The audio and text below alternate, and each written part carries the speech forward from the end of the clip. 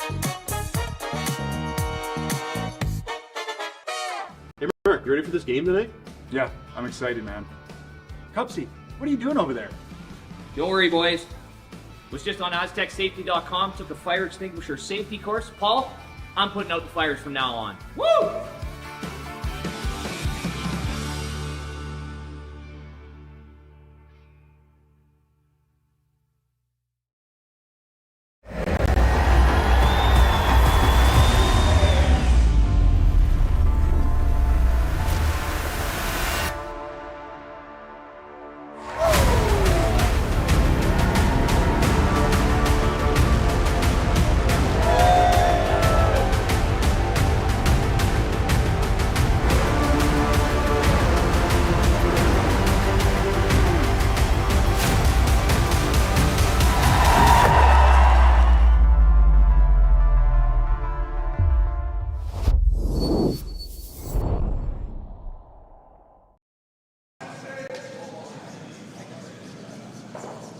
Hello, curling fans, and welcome to Martensville, Saskatchewan. It's the Curling Stadium Martensville Invitational.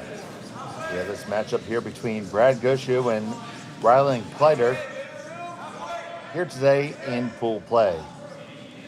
Gushue is at 1-0, and we have Kleiter here as well. It is Brad Gushue throwing the red stones. Kleiter will have the hammer here, throwing yellow in end number 1. Thank you so much for watching Curling Stadium.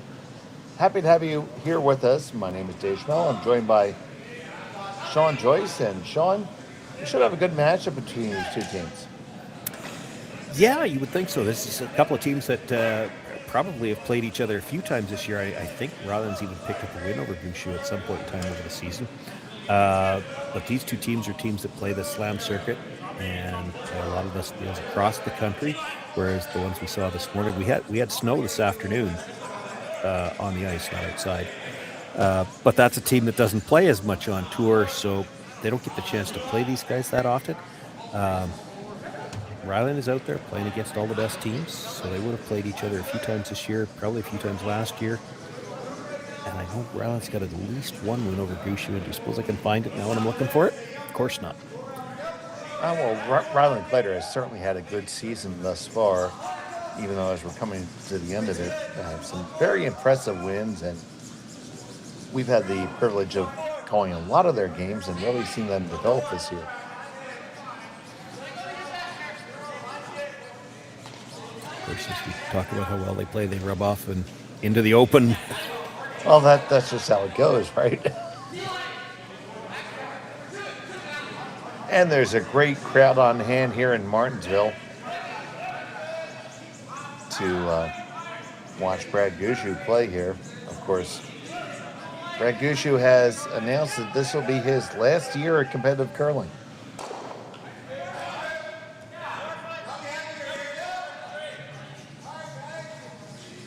Got the hit and roll in behind, but did leave the angle, so it's actually a little better now for Kleiter. Red-yellow lined up to go onto that red that just rolled underneath. Brad could pull a Brett Favre and stay around forever, though.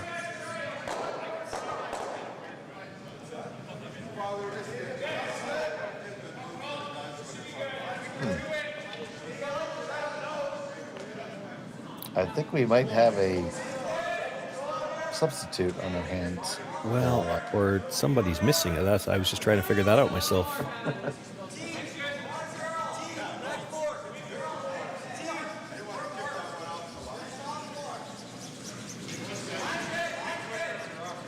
So I know the Kleiter team fairly well, so I can tell you that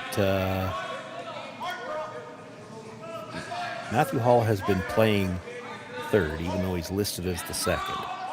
And I don't see him out there. Josh Mattern. Yeah, I don't see Matt Hall brushing, right now. and I'm not even sure for sure if that's Trevor Johnson because he's not wearing. Well, I just test our boots in the ground, James Gordon, to let us know. Well, it's unusual for Trevor not to be wearing the proper uniform, so I'm not sure if that's Trevor or not until I get a better look at him. Trevor does frequently wear a hat, which doesn't make it easier when we're trying to figure out who's who out there.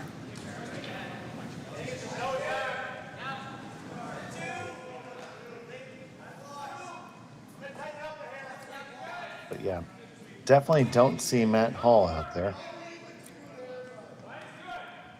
Does look like Trevor to me.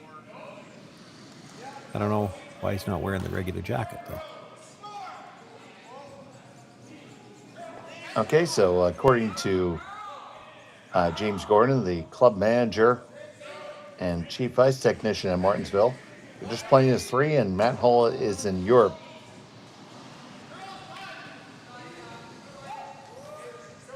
Doing Europe things. Well, Matt Hall is an odds maker. Maybe he's making odds on some of the Olympic events. He may be. Looking for the run back there, and it goes by everything. Didn't we have a game where he had to come off the ice because he had to do something like that? Maybe.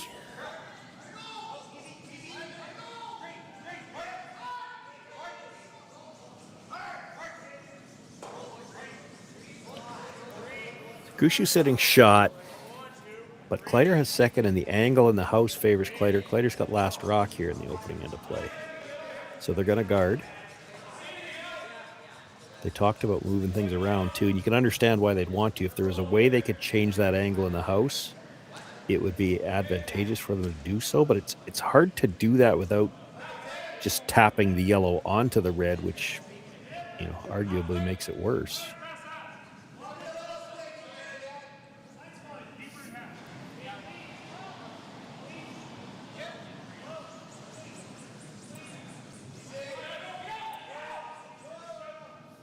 So this is going to come on down and be about a halfway guard. And you see Rylan's going to line up the big run back here. Yeah, it's possible to remove all 4 reds and leave that yellow one in the rings.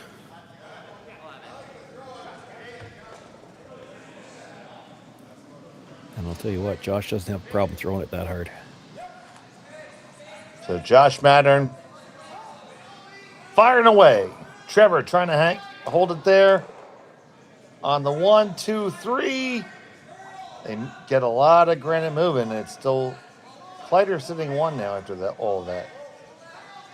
Yeah, rolled the shooter with it a little bit, as much as so it's still whatever 2/3 buried. It is a center guard though. That may help Gushue out later on in the end. For now, he's got to deal with that shot stone.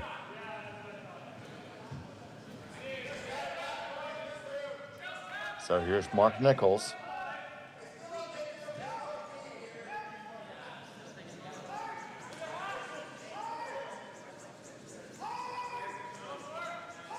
Walker trying to hold it past the guard. It's gonna tap up their own to be second shot stone. Opportunity here for Rylan Kleiter. Yeah, a little bit of an opportunity anyway. You could play the double. The problem is shot stone's fully exposed. They can hit and roll underneath. Then you might try to Christmas tree this somehow. He's talking about playing it as a tap to Christmas tree it. They're back to the double, playing the double here.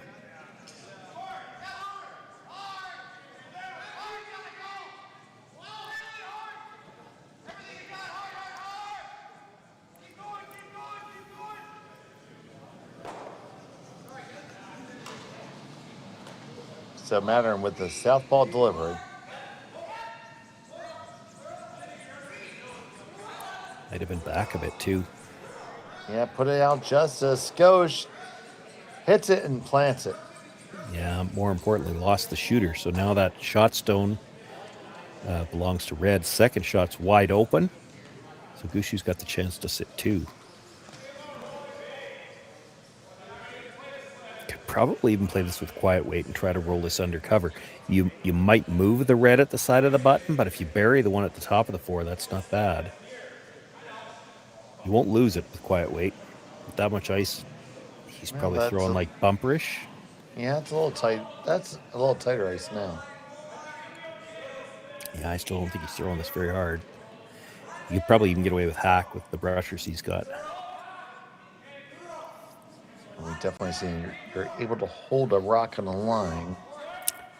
You know, and he doesn't want to roll Broomside. He rolls Broomside, he gives up the chance for the double, and Kleiter's out of trouble. But right now, he's looking at a pretty good chance to force.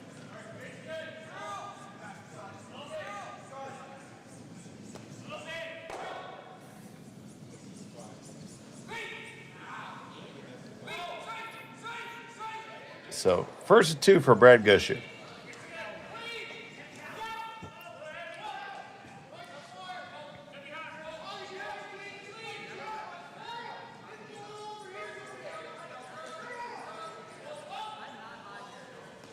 Gets across the face, makes that hit, and just a skosh of a roll, and he lies 1 and 2.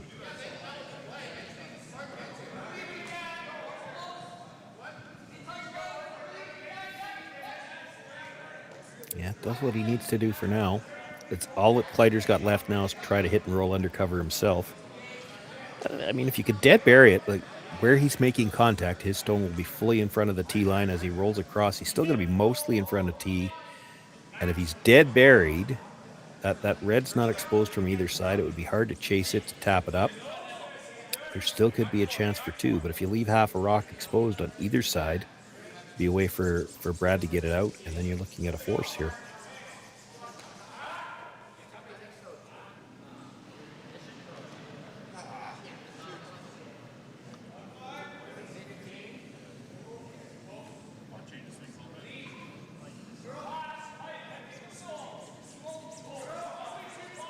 So Kleiter with the hammer. Now with the first of 2 from him. Make the hit and stick right there. Well, that may not be ideal. So for Brad, I guess if you nose hit it, he's got the double. But if you roll just to the center line, I'm not sure you could hit it on the nose again and be shot rock, and you'd take away some of the draw path.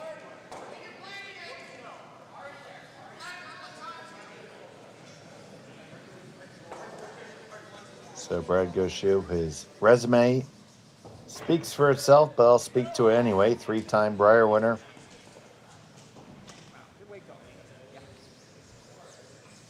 Gold medalist 2006 in Turin.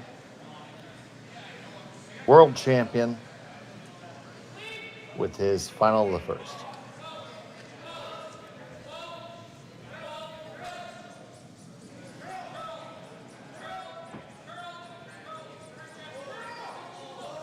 Trying to carve this over to get a good piece. They got it, but that's good enough. Yeah, that's really good. Because I don't think you can see enough of the inside to make the double.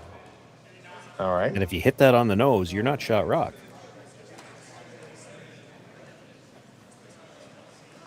If you hit just on the inside, could you kick the one under cover out far enough to kick it clear? Well, maybe, but you're flirting with the guard if you're trying to hit that on the inside at all. There's also the possibility, because he's throwing the out turn here. So if he hits it fairly full, like 3/4, and that little bit of a roll to the outside with some rotation, it might spin in, but I think this is a hit to give up 1.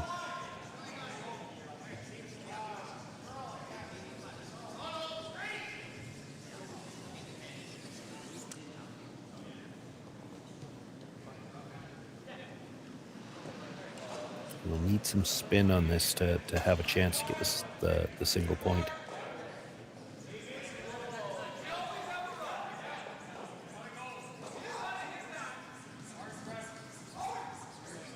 Well, he's going to have to try to do it your way now. He's overcurled that. He's going to touch it. Final stone is going to be a steal 1 for Brad Gushue. Just barely touched it. And he has the lead. Kleiter has the hammer. When we come back from Martensville. Developed over a decade in collaboration with the finest ice makers this side of the Atlantic, the Pebblehead PB5 is nothing short of a triumph of sophistication and craftsmanship. Weighing less than half its lumbering copper predecessors, yet boasting tenfold their durability, the PB5 delivers perfect, consistent ice, time after time. The PB5 by pebbleheads.com, the apex of ice-making ingenuity for the roaring game of curling.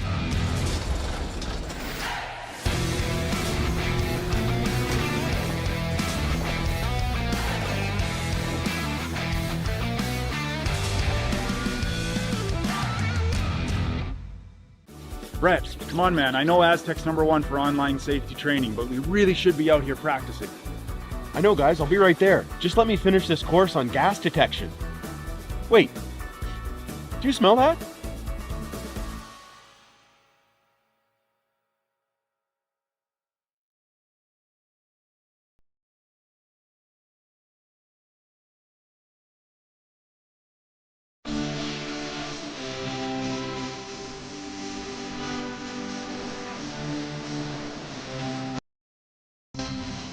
Not wrong.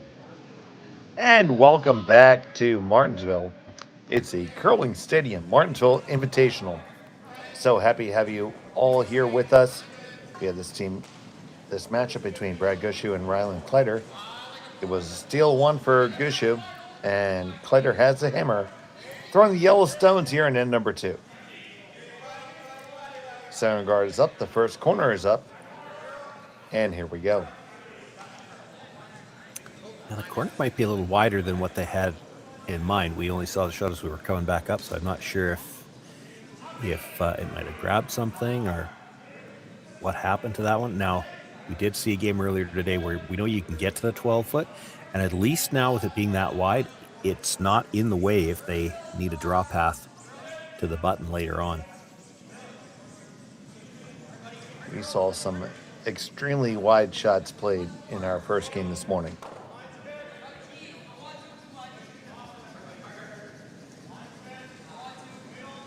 That one is comfortably undercover.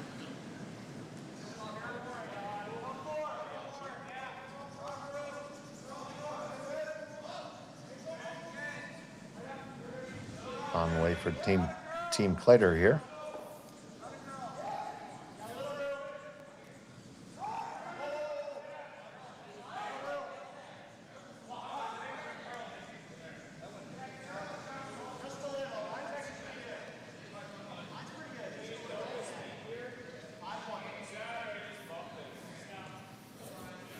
Pretty good.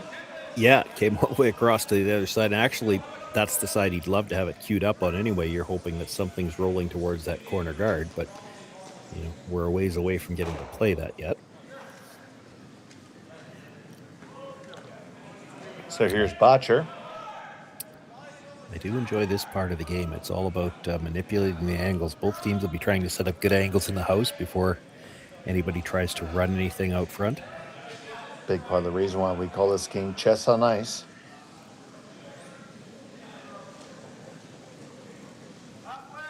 So Mark Nichols will carve that on there, lock it on. It's 1-3 for Gushue.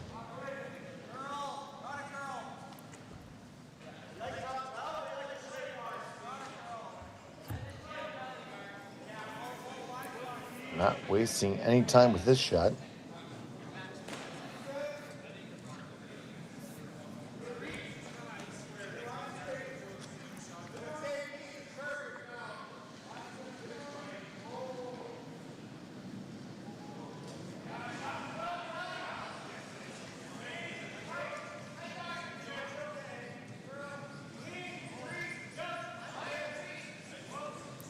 And we keep on stacking them up.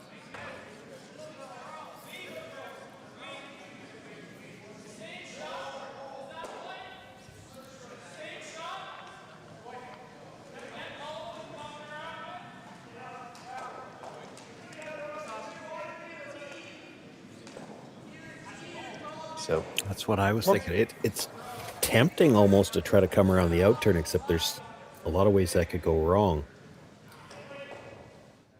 It's your, I don't even want to say easiest. I mean, in terms of angles, it's the best way to break up the angle that matters to you. But this is the more natural shot. You're trying to get to the inside of that yellow, Tap, tap, just wiggle the ones at the top of the forefoot and change the angle that way. There's not as much that can go wrong with this one either. So on the way from Botcher. You try the out turn and you ever bounce off, you could leave a double and then you're in all kinds of trouble. That's better. The yellow probably goes by the red now. The only problem is the red's just about fully open. And Team Kleiter sees that for sure. Yeah, but the two yellows on the other side go. Like, you hit that red hard on the nose and both yellows are gone. So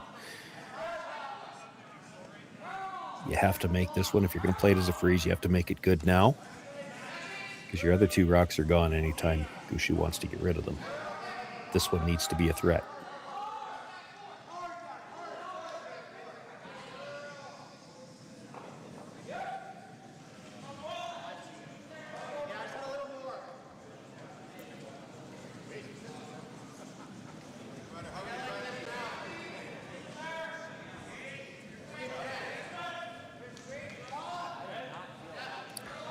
It's not going to be.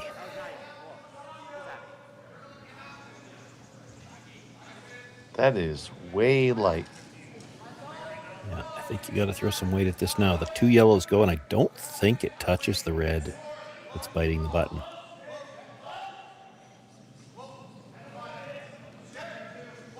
It drags a little bit, so it might, but there's not a lot of room there either. He's just going to guard. Oh. Well, he's worried about the yellow run back, and the shot on the other side's not going away. It's not like Rylan Kleiter's going to guard it.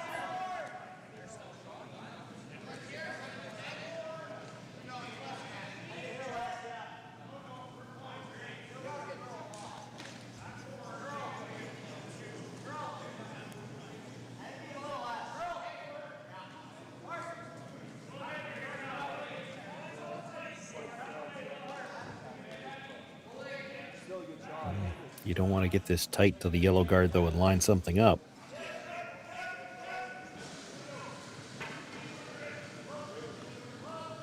This is a lot deeper than they would have liked. Yeah, probably okay. Yeah, it does the job.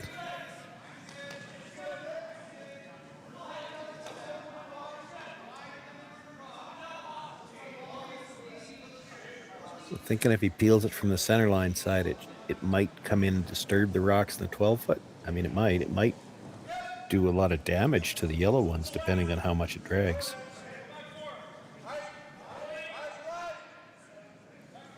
So asking for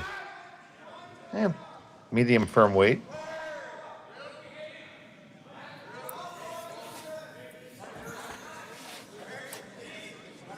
Yeah, I'm not sure about this one. Depending on how much this drags, if it hits that red at the top of the 12-foot fairly solid, you definitely could see, well, at least the yellow second shot rock could fly. The other one could pop out open at least. Yeah, I'm not sold either, buddy, so. It didn't drag too bad. It moved things around, but his yellow-red angle at the top is probably better again. He's got shot rock at the back of the 4-foot.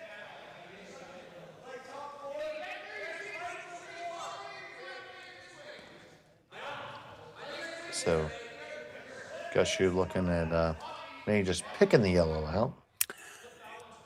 Yeah, play it as a hit and roll. I don't think he minds touching the red right behind it, because it's never leaving. Like, it might go onto the red at the side of the 4-foot, which is only second shot now, but that'll put it behind cover. You hit this off the nose and roll in behind. One yellow's gone and the other one should be open. So here's Mark Nichols. Depending on how these bounce, the red might be shot rock after this too.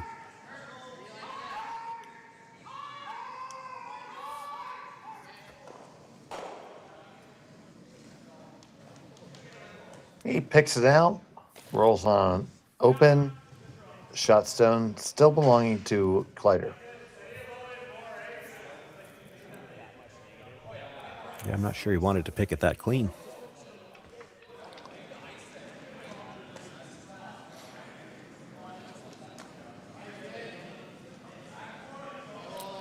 Yeah, that's what I'm seeing. It's the intern, and it's the intern because Josh is left-handed. Get by the red at about 9, the 10 o'clock position. Even if you chisel off it, end up on the stone that's the side of the 4-foot. I almost think you want to throw for the chisel. You might, because to try to chase it direct, I'm not sure you can get there. That guard's not very far out. Yeah, I feel like that's a better call right off the bat. This is tough. Like what he's talking about doing now, he's trying to pass that red through the port. If you touch the red in the edge of the 4-foot, it's coming onto the yellow at the back. Now he's coming back to the chisel. I get why he doesn't like the one at the top of the 8-foot. It's a dangerous stone, but there's not really much you can do with it. He's trying to come at it directly.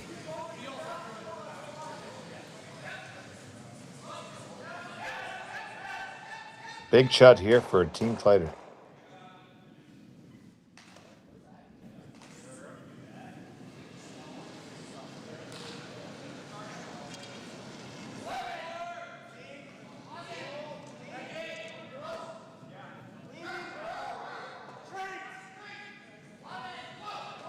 Way out there, gotta get it to work on over. Now trying to straighten out, back and forth. Will it get past the guard? Just gets by. But not enough weight, and it's now Gushue sitting one. Yeah, that's what I think. Just enough weight to tap it in for a shot rock. So, call it what it is. That sucks. Well, I mean, yes and no, because that Yellowstone is still in a dangerous spot. So Gushue's looking at playing the tap up in the middle, but if you make the tap up in the middle, Kleiter could come off the red again, that red at 10 o'clock, into the yellow that was just thrown, and depending where this tap is made, you could leave a double coming up from that angle from the side. So, like, that rock's still in a very good position, and obviously he can get at it directly because he just did it. So if this tap's not made, Kleiter could tap it again, tap it just to the inside of the red stone. You'd only have to move it about an inch. You'd be sitting 2.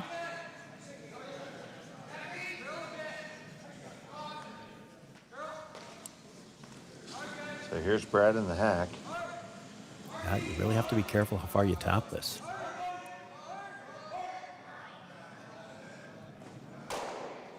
You tap this right to the top of the button, and I think he's probably going to try to come off that side one. And now it's not easy because it's very thin to come in on that angle, but there's not going to be a hole. Like, there's just no way to come through and not hit anything.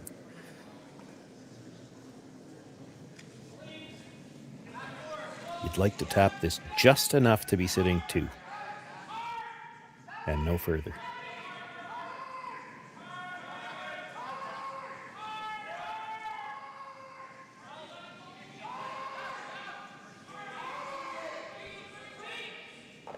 That's the top one. Tap it up, right on up there, and you sit 1 and 2. But there's no way to miss. Like, there's no hole. If you tried chiseling off and driving that yellow, it's hitting something. There's nothing. Oh, there's for no sure. way for it to go between everything. Could he ever come off that red onto the yellow and make it for 2? Well, yeah, I think you could. You know what would make this great, Sean? A telestrator. Yeah. There's a couple of ways to do it. Like, they're looking at, actually, which is tough, they're looking at trying to hit it thin enough to drive the yellow into the shot stone. I think you got to get it off the other stone because you're coming very much to the front edge of that yellow. So it'll come into the one at the side of the button and then straight sideways to catch the back end of the other one. It doesn't need to move it very far.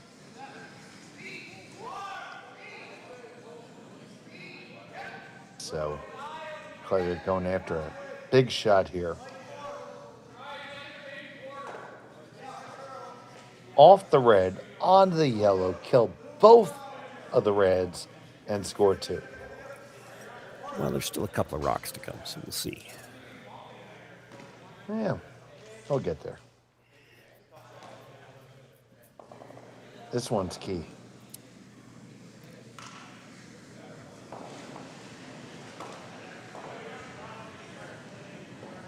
Got to make this one first.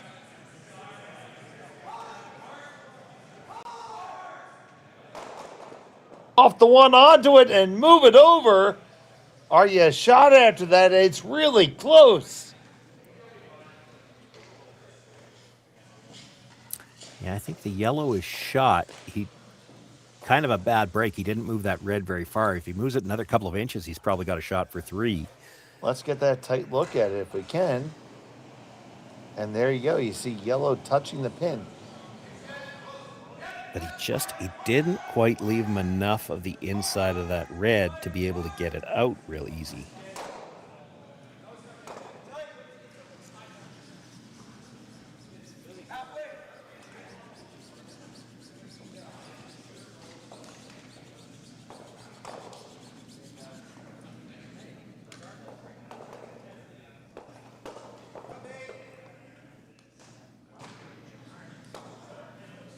Just based on where that red rock is, I don't know how you ever make 3.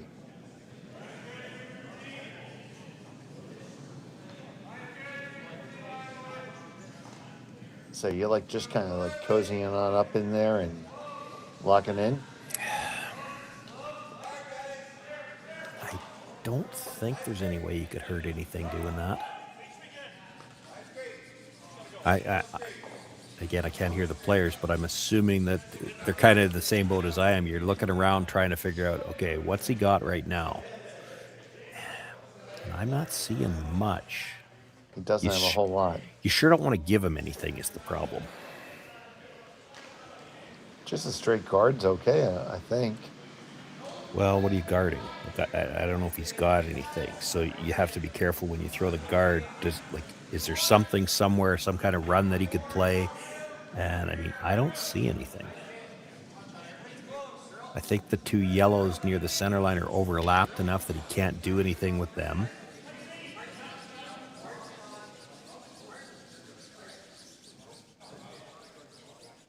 It looks like he's playing the angle raise.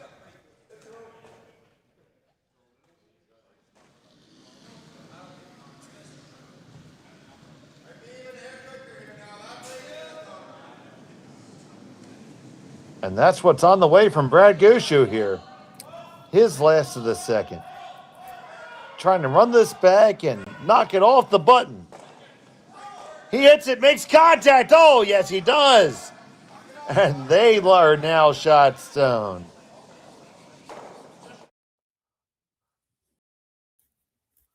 Shawnee, take us through this one. Well, it's a gutsy call, but as long as they hit it thin enough, they weren't in any danger of tapping their own. You put this onto your own and tap the yellow through, it could be a shot for 3, but he hits it paper thin, comes across, catches the yellow, got it out of the 8-foot. That's all that mattered. And I think he hung around for 3rd. Rylan might be able to. Well, yeah, it's very gutsy because if he puts that onto the red and kills the backing on the yellow one, there could be a double there for 3. Oh, hell yeah. I need an ass just watching it.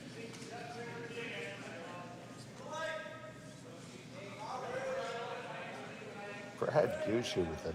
Like Kleiter could come off his own into the side of that red, and if he can pass it by the yellow at the back, he could still get 2. Now, that's really tough because you have to come into the side of that red. So that means you're hitting the first yellow really thin. Or he can just play the straight draw, try to chisel it off the inside of that red, and he could just barely get there. Can sit one that way. You know, I feel like you have to take the shot for 2, and he's trying to get talked into it right now. Yeah, I think as long as you're making the double, even if it touches the back one, the red's still leaving, so your shooter should sit 1. If you're thin enough on the first one that you're back into the second one and rolling through the 4-foot, then the red is clearing the yellow. You're going to get 1 that way. I don't see any chance that you're giving up more than 1 here.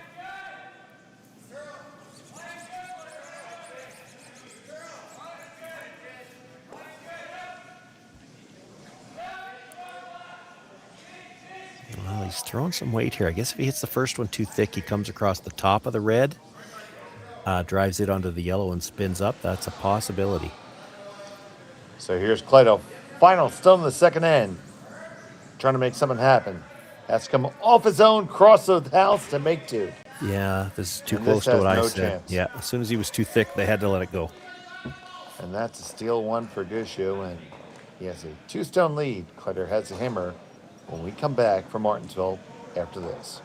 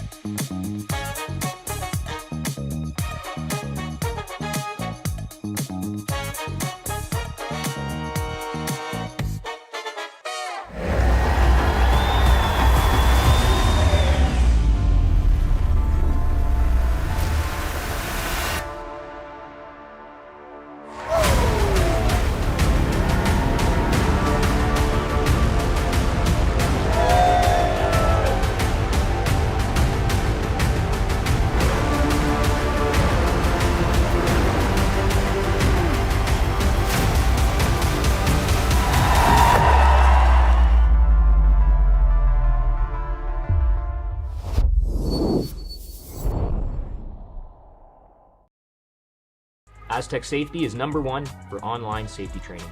Aztec Safety is the proud sponsor of the Aztec Safety Challenge, the #1 event on the World Curling Tour.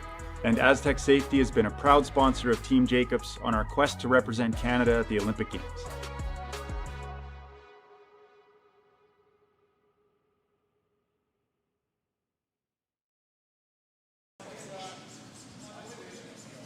And welcome back to Martensville. It's another steal for Brad Gushue. He has a 2-stone lead over Rylan Kleiter here in end number 3. Kleiter has a hammer throwing the yellow rocks here at the Curling Stadium, Martensville International. And there is a huge crowd on hand here in Martensville to watch all these great players. You see them all through the lounge on both the lower and upper level. Great to see the community support. It's Saskatchewan.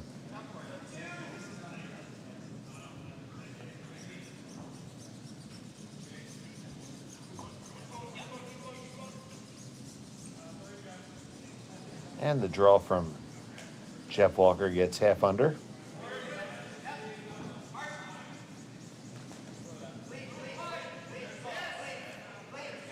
And Kleiter's going to play the stack game.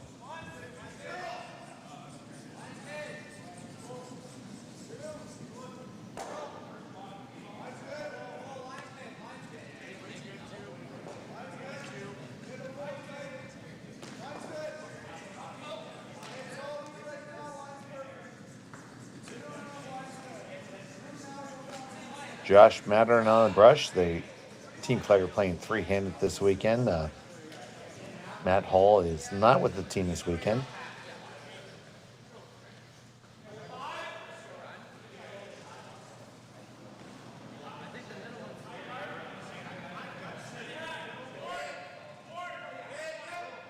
Brad tapping up for the guard here.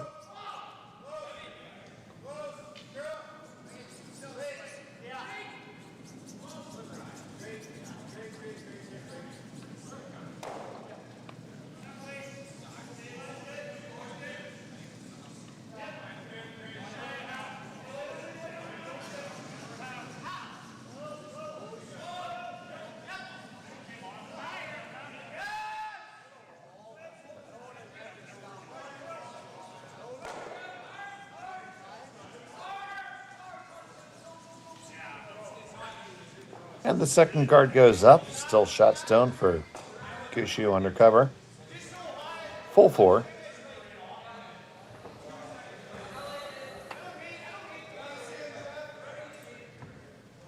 So Kleiter thinking about coming either in or going underneath the corner.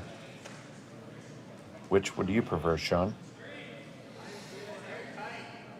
Well, it's everything's getting stacked enough in the middle. It's hard to go to the corner right now because eventually something red might go that direction. I'd love to be able to move that stone at the top of the 4-foot if you could here, but as long as you get a good angle on it for now. This goes back to what we were saying last time. It's all about manipulating angles at this point in the end yet.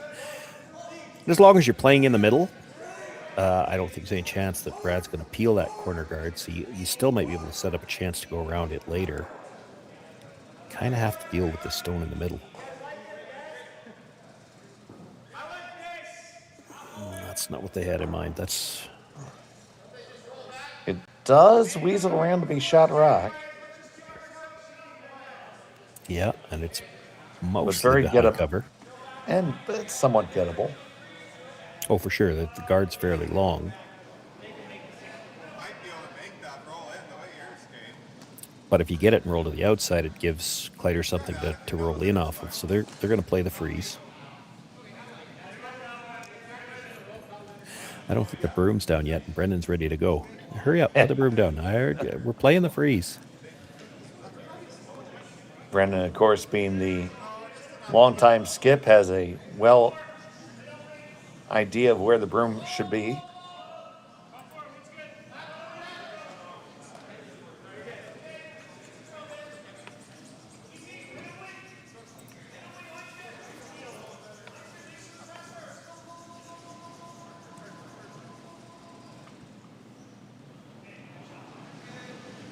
I'd like to thank all of you who are joining us here live on Curling Stadium, who may have watched earlier in the day some of that relatively minor curling tournament that's happening in Europe.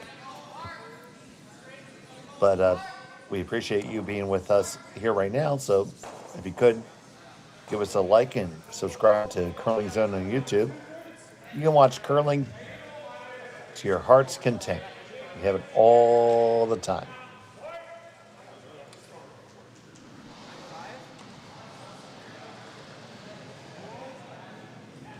So firm weight coming here from Madden.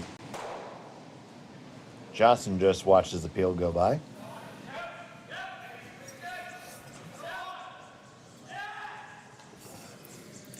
Well, that yellow could disappear anytime Brad wants to now, but again, we've seen this with them already. They're a very patient team. He knows that shot's there later. Going to freeze one in the pocket. Could just guard again, too. And that's where you're really being a veteran, knowing that shot's always going to be there. Because you would think that a younger curler always going to say, well, I have to be shot rock right now. Yeah, you do see that from time to time. And you wouldn't be wrong necessarily here to get rid of that yellow stone. But you start hitting that and you're going to leave the reds clustered. And what you may find is that the best case scenario, you might get back to a blank. And they're going to play the hit. He's okay with a blank. If you hit this right, you don't have to leave them grouped so that they can all leave either.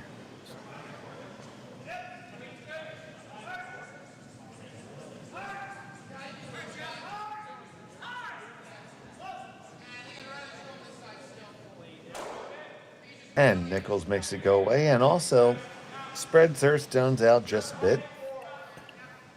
That didn't any more than get by.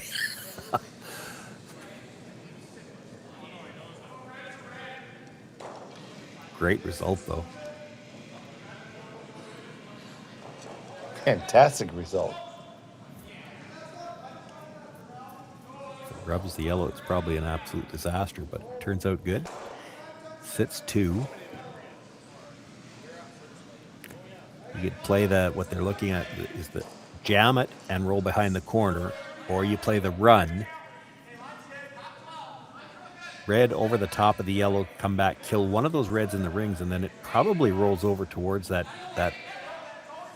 red in the 12-foot. So you could get rid of everything, well, 3 of the rocks off the center line, and leave yourself sitting second with this.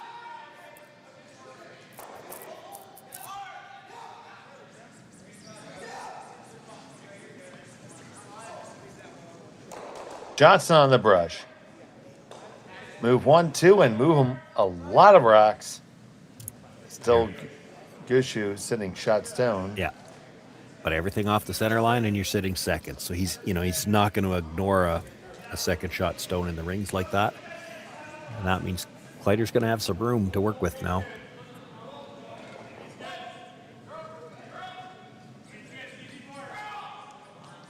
So you imagine a hit here and then address the center stone and try to roll under cover? Yeah, with 3 stones left, he'd probably play the hit and roll behind cover. Now, if you could roll just fully into the 8-foot here, a roll behind cover wouldn't be shot rock.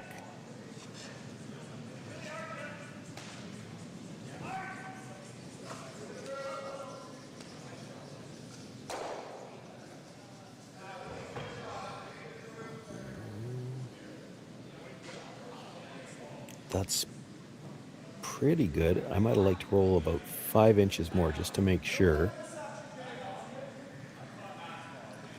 Looks relatively triple-ish. Not that you want to throw it. Yeah, you're not worried about playing the hit right now, and it looks like Rylan's not too interested in trying to come around the corner. There's a pretty good chance you over curl trying to come around the corner, and then Gushue sitting too. I mean, if you were absolutely perfectly on the tee line dead buried, you might be second shot. But what they're going to do is freeze to the one that was just thrown on the corner and try to cue it up so that there's just no way to get this yellow out.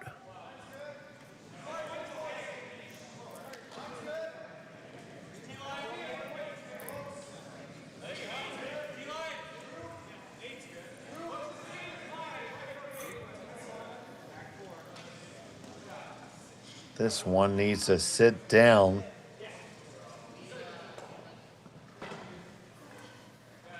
Just a skosh too heavy, Sean.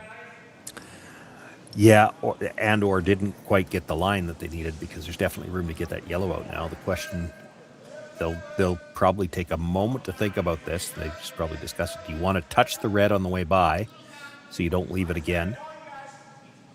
I don't think you have to worry about that. I think your nose hit, the corner freeze to get that direction now is, you got to be so thin on the corner. That's just a murderously tough freeze to make.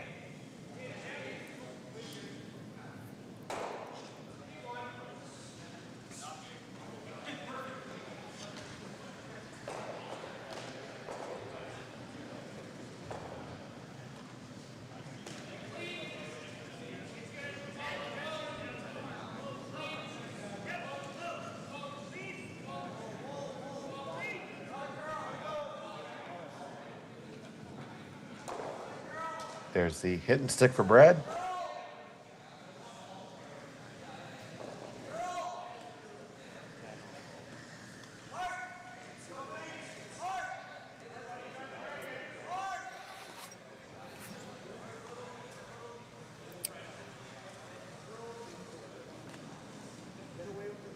What are they eyeballing, Sean? Well, he's looking at the double. Maybe he's thinking it's a triple, but you make the double and spin up in behind the corner. Really tough, and I'm not sure it works, because I think in order to make the spin up in behind the corner, you're jamming the first one, and then by the time you spin up, you're not shot rock anyway. Like, you could just play the hit and roll off the one on the button. You'd have to throw some weight likely, because if you're going to make the roll be buried and still be shot rock, you're going to have to roll fairly flat. But I think you make that a much higher percentage of the time than you make this. So here comes the heat. Clips it, makes 1, 2, 3 of them go. They lose the shooter. It is shot rock hanging on the edge for Brad Gushue. Yeah, so he'll just try to draw open side, try to get the force. You saw where he was tapping the ice, not really looking at being buried. He just wants to put it somewhere where Rylan might have to think, are we going to just try to draw to beat that, or are we going to hit it? You put this, full 4 foot, he hits it for sure. You put this buried, he's drawing. You want to put it somewhere where he has to think about it. You got that little biter on the other side, so he's always forced.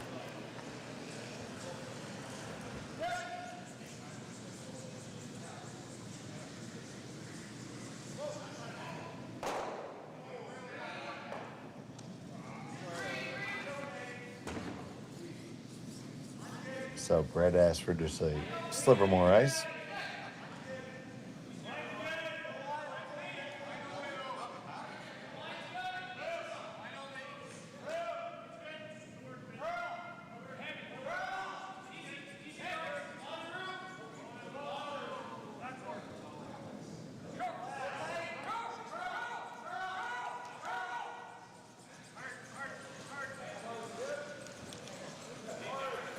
They carted over a bit and shot Brock right behind the tee line. Yeah, but that didn't get over as far as they were looking for, so he's hitting this for sure. Yeah, gotta play the hit as opposed to a draw.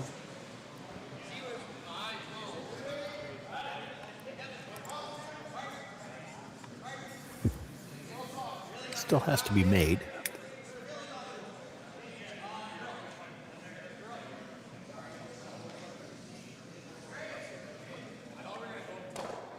So Kleiter here, facing two, final stone of the third. Just want to hit and stick and put a point on the board.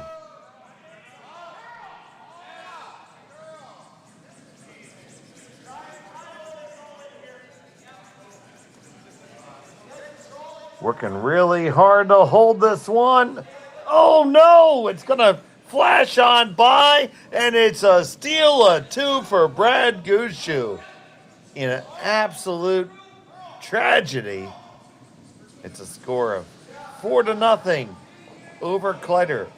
We'll be back in a moment from Martensville.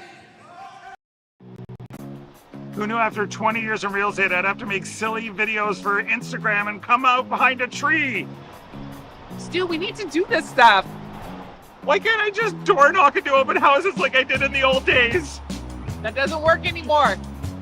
Okay, so it's because I'm sitting here behind a tree. Come use us for real estate.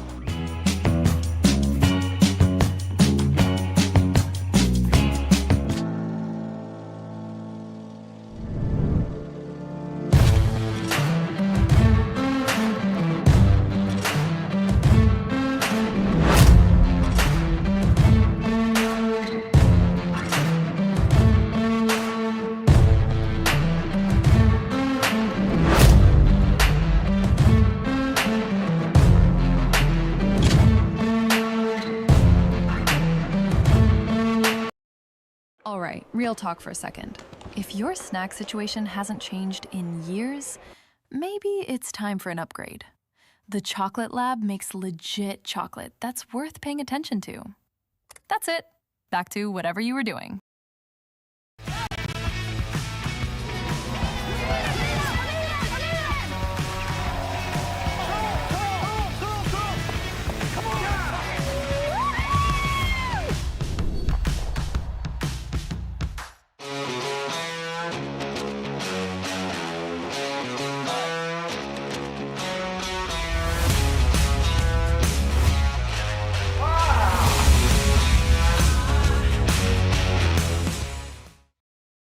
Right after the telestrator. And welcome back to Martensville. It was a steal two for Brad Gushue there. He has a 4-stone lead over Rylan Kleiter here in end number 4. So happy you're here joining us here on Curling Stadium. I'm Dave Schmel, and joined by Sean Joyce. We have Kaylee and Jerry producing the show. And if you haven't had the opportunity to subscribe to Curling Zone on YouTube, please do. We'd really appreciate it.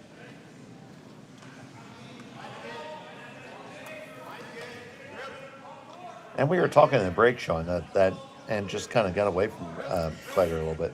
Yeah, well, and mostly just that last rock. Like, that's not a miss. I don't think even Brad was expecting. He wanted to get that last rock over a little farther just to put two shots into his mind. He left the hit.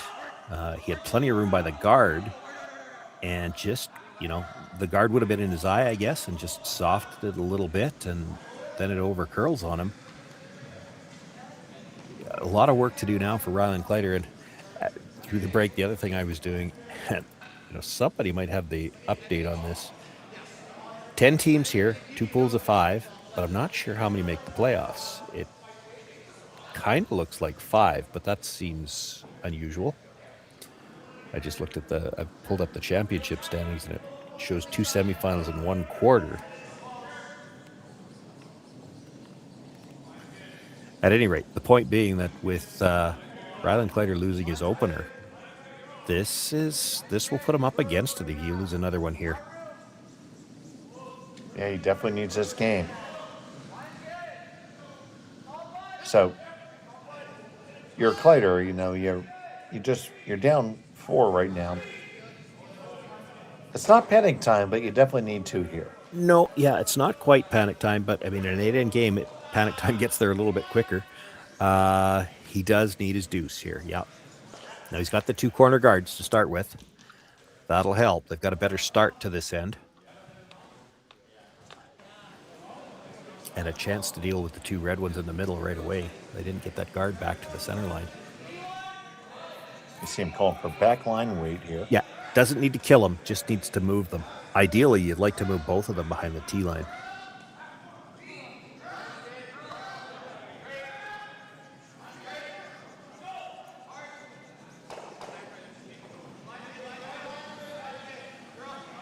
So Trevor Johnson consulting with Josh Madden before the throw, and it's on the way.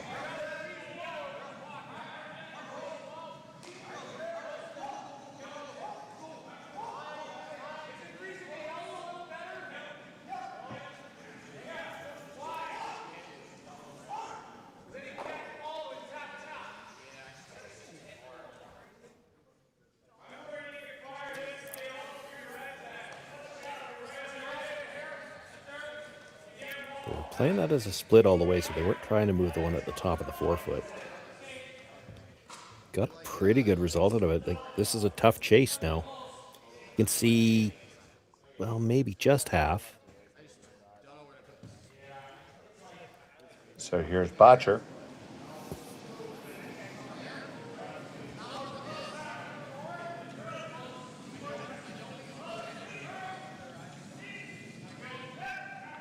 Back and forth, curl, then straight. Got to be pretty close. Pass the guard, no problem. And they make that pick.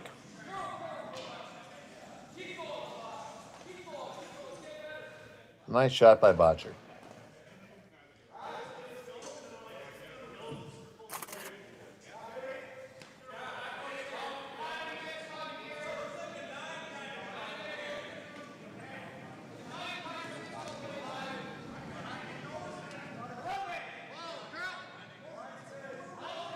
You ever take on that double in the middle and try to roll just a little bit underneath that corner guard? You could. The problem is they can't afford to roll out. They got to keep a shooter. You also don't want to risk ticking that yellow corner guard. I don't mind playing this with quieter weight. You don't really need to kill the reds either. I mean, we just talked about how, it's critical that they try to get their 2 here.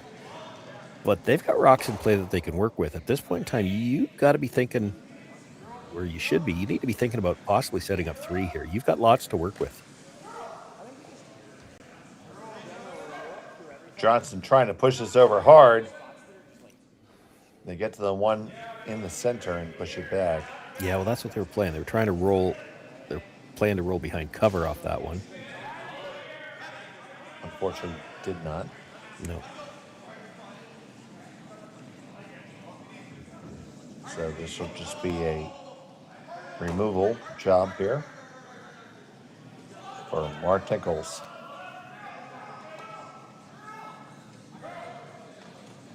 Botcher on the carve right off his hand.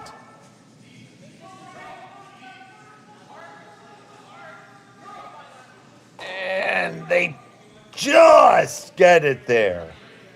Oh boy. By a whisker, Sean. Yeah, probably left room to draw, though. That was Rylan's first thought.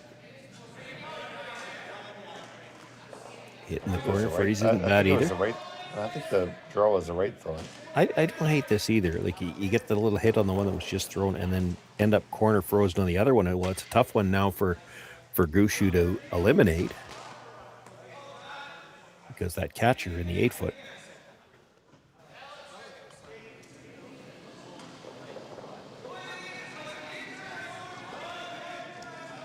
funny. You watch an end like this developing, and you'd look at, Gushue sitting 3, but actually, Kleiter's in pretty good shape. Like he's got all kinds of rocks to work with. They need to make one good setup shot somewhere along the way, and they're in great shape for 2 at least. That wasn't it. Well, I mean, it's not horrible. He's buried, but he's still got to make. It's a thin double on the reds. It's there though. It's hard for Brad to chase the Yellowstone in the rings. So just tap his zone up a little bit then, right? Could.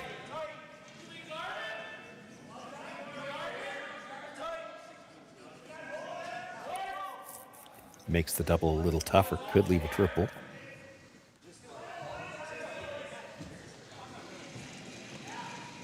Now indicating that just a straight guard possible. Yeah, talking about it. It's, it's not a horrible call, but it's one of those ones where we're 4 up. We don't really want to throw a guard.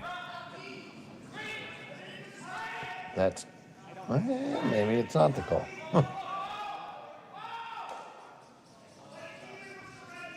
All right.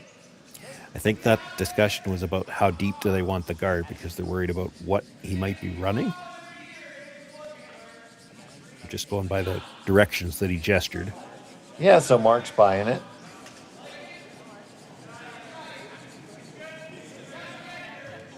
Can the team sell it?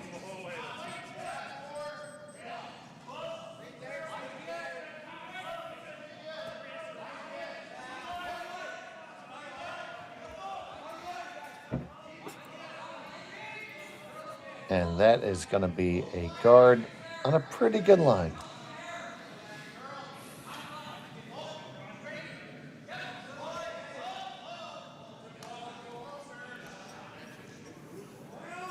Through the port, finish a little bit, touch the one in the top of the 8 foot, and then try to roll buried.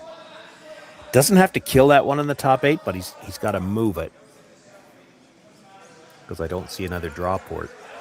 So you saw the indication for back 8 foot weight, so. And Josh is going to come on down and talk about this one. They might have room to drive that red past the second guard and try to clip the one out of the side of the 8 foot too.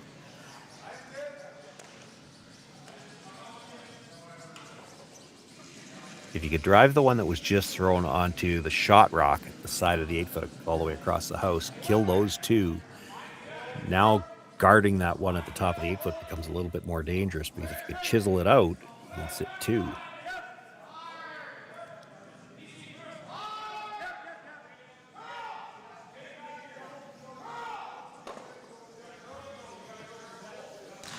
Can you ever get a back line or board weight shot all the way around the outside?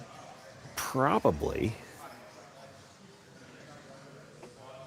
Because if you ever made that your shot, I don't know how you get there. Well, yeah, it's where do you put the broom, but it's probably there. It's probably not something you'd play this early because the same problem then exists is where's your path in to get a second point? And if you happen to not make it, well, now you're in all kinds of trouble. You don't get this, at least you've opened something up.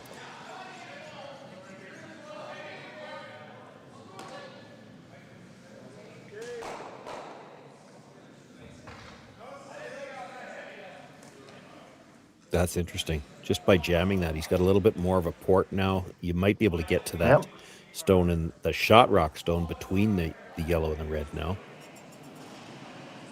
Yeah, I can certainly get there. Which means, if you try for Brad to throw the same guard, for instance, well, you're leaving him a chance to get to the shot stone. He's going to play he's looking at a split on the guard because that's the only way to take away both shots again.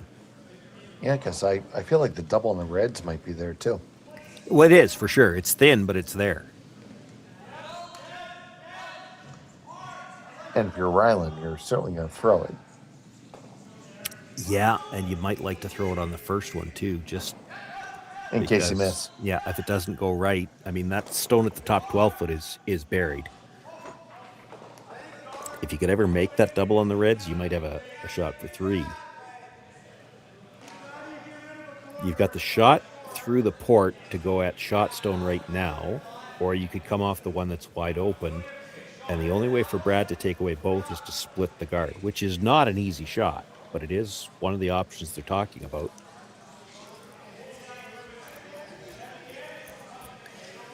He doesn't need to necessarily dead guard the stone that's at the top of the 8-foot either, as long as he takes away the inside edge of it so that there's no double.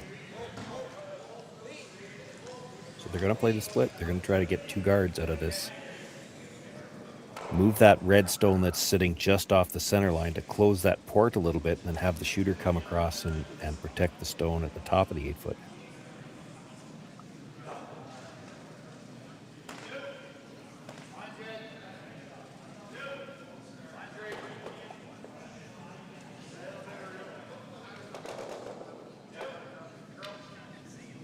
Tight shot called here by Brad Gushue. High level of accuracy required.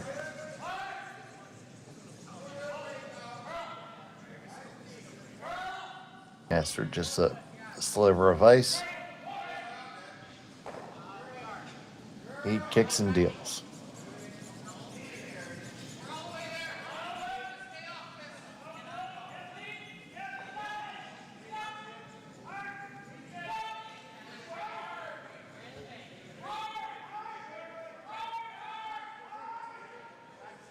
Just working on down. They want to get just a piece of it. Did not split it, just raised it up. Yeah. I don't know whether they were trying to cross it or trying to hit it straight. They ended up getting, like, neither. They tapped it dead straight back, so both shots are still there. I'm throwing the double all day right now. I think you have to. I mean, you make it good enough, you're actually 2 buried. And the broom just went down for it. Here it comes.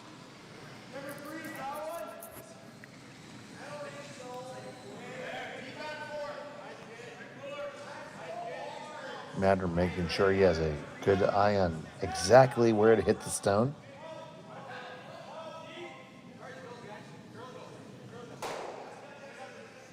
Skipper is in the hack. It's thin, maybe a quarter. Quarter should be close, I think.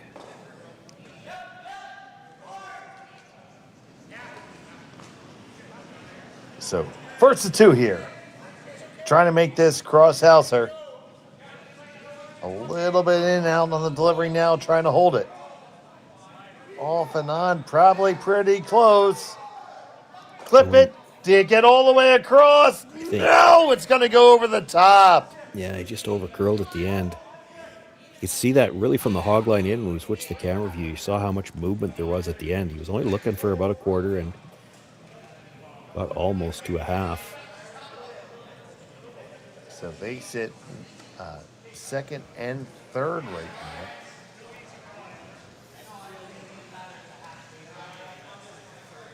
So Brad's just going to hit the open stone here. Yeah, he's got to get a bit of a roll to the inside to make sure he's sitting 2. You hit that right on the nose, you're going to leave a double for 2, so.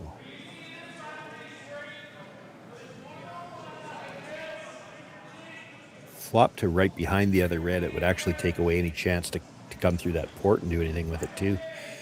There's not a gimme draw anywhere right now either.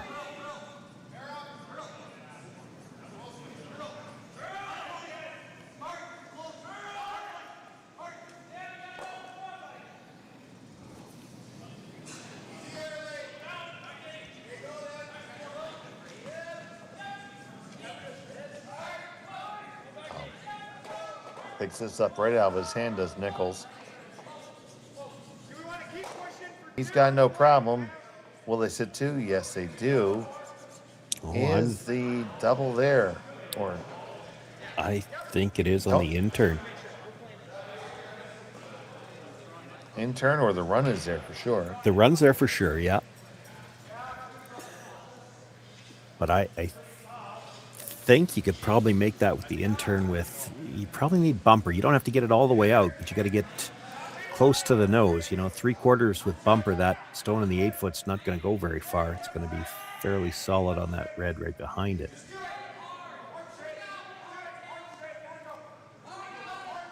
And how much do you think this is affected by the fact that they have one brusher? I know generally only one person sweeps anymore? Yeah, so not that much, I don't think. And Trevor's pretty good at switching back and forth.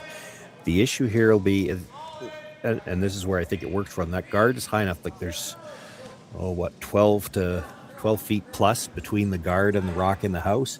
He needs to get close to the nose on a rock that's just fully buried. But with this quieter weight, I think he can get there. Final stone at number 4. Looking to make a deuce. Got to escort this past the guard. Get past it. Yes, you do. Make contact. Move it far enough. Just not enough weight. No. It's going to be a single point for Rylan Kleiter. Gushue has a 3-stone lead. We'll be back in the 5th end in just a moment from Martensville.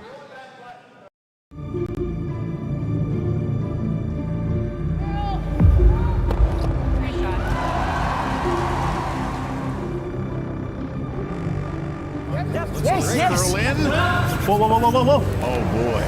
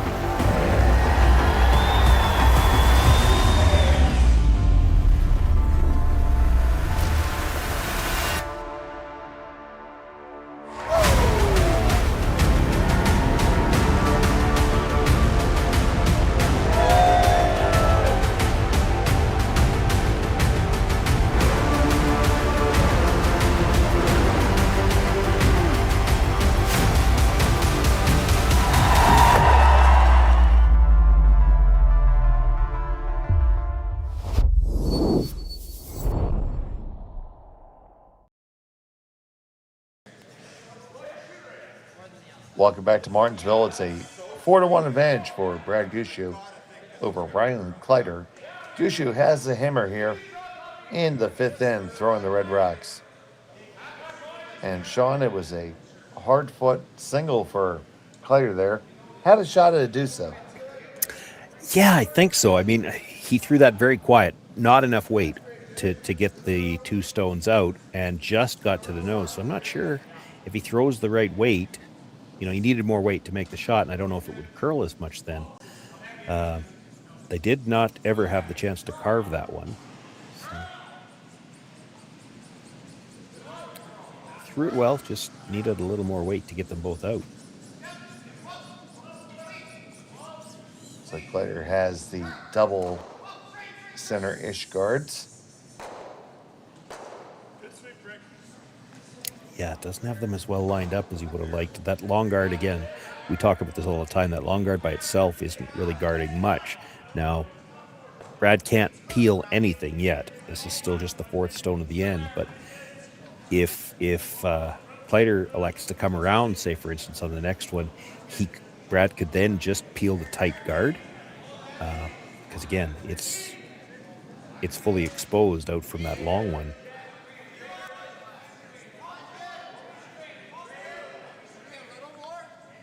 And that stone from Gushue is half exposed, so back 8-foot weight is called for here by Kleiter. He's just looking to push it back a skosh.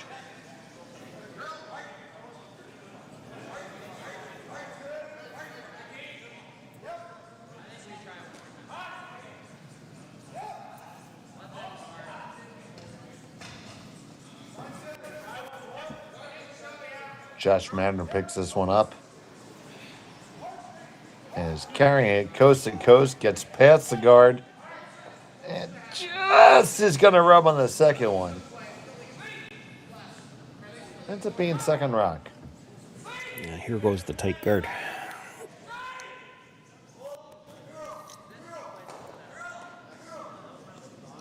Botcher. Laying down the sword of Damocles in this one. And just peels it off.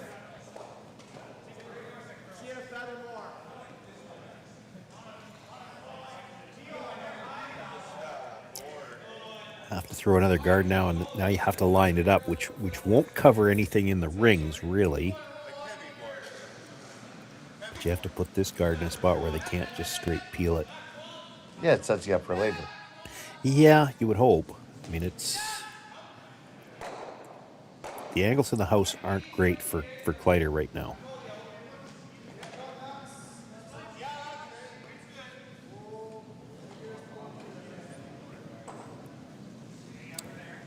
It's got a lot of curling to do.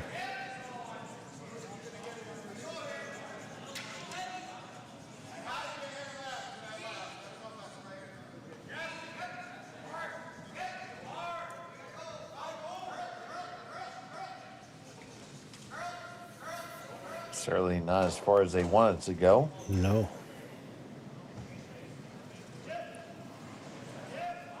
No time clocks here in Martensville, but if there were, they wouldn't take much thinking time on this, as long as you can just peel the tight guard again. Like I said, that long guard, not much of a guard at all on its own. All it's really good for is guarding a tighter guard, but they have to get underneath it.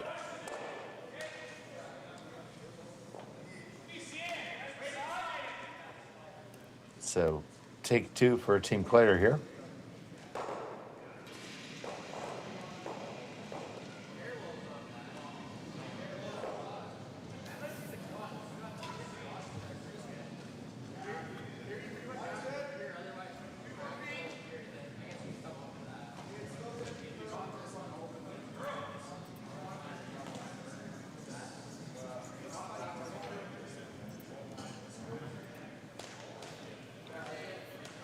Johnson watches this one come on down.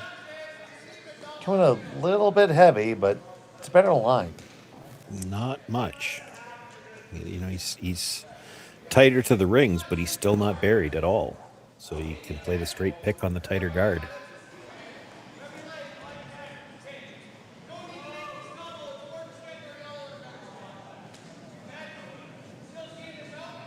Quite a pronounced set on that. It's still backing away from the line. Ooh, and they just catch it by a whisker.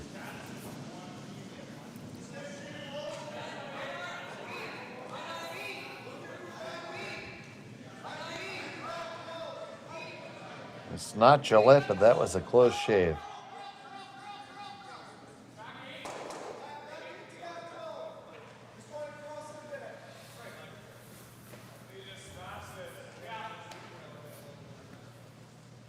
Yeah, and they're probably at the point in the end where they got to make it. They got to make a move in the house now, because you can't afford to give up another big end. Brad Gushue, he seems to have the same game plan here that he had this morning. You get up 4-1 with after the fourth end. And this morning, or I guess it was earlier this afternoon, he was able to score 4 on the fifth, put that one out of reach. You don't want to give up the big end here if you're Rylan Kleiter. And it's not looking good for a steal right now. Well, if you tell me every game I play I'm going to be up 4-1 after 4, I'm going to sign up for that. There's a good look at the faithful gathered here in Martensville. You see them packed up and down to the rafters. They say they have the monitors on and extra TV so people can see the action if they can't even see it through the glass. Great support for the sport here in Martensville, Saskatchewan.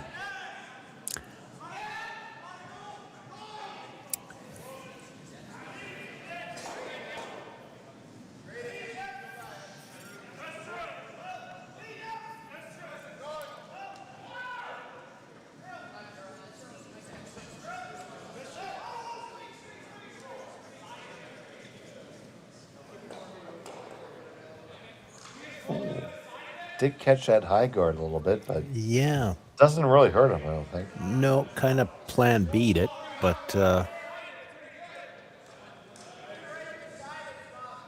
might have given Rylan it. Well, it's still dead buried, but that guard's so long, you could probably get to it with the in-turn and tap it to the pocket. The question is a tap to the pocket good enough, or do you have to move one of those right now? I guess if you dead freeze... You probably had to move it, Sean. Well, yeah, I don't know if you do. Like, if you could dead freeze it here in the pocket, because look at where your shooter's going to end up. So you've got the red run. Again, put a yellow one dead frozen in that pocket. So now you could run the red that was just thrown to jam out the two reds, leave the yellow shot, or you're going to have the shot on the other side. And as long as you got two shots, Brad can't take away both of them, and what's he going to do? You're kind of, you're in some trouble here. You're down already by 3. You have to be willing to ignore a few rocks and take some chances. But if you've got a shot on both sides, there's still a chance to perhaps set up a steal, or at the very least a force. You start playing weight right now. Like, you play this with weight and move a red. Brad could always nose hit the red and the 8-foot on the other side. It comes off the yellow and into whatever stone you're going to tap back here. So that's why they'd want to play this with just a tap if they could. So Broom is down for the tap. You want to absolutely dead freeze this in the pocket. It is, you're playing with an awful small margin of error. You don't want any separation when you're done. But, scoreboard dictates you don't get much margin of error anymore. So looking for the perfect stone. Working to hold the line here. Looks like a lot of weight to me. It's just a bit outside. It does not get there. Pretty heavy. Still Brad Gushue lying 1 and 2. Yeah, and the nose on the red. He won't even mind if he loses one of those reds on the button just because there's such a pocket there. It shouldn't completely kill it either. It might move it.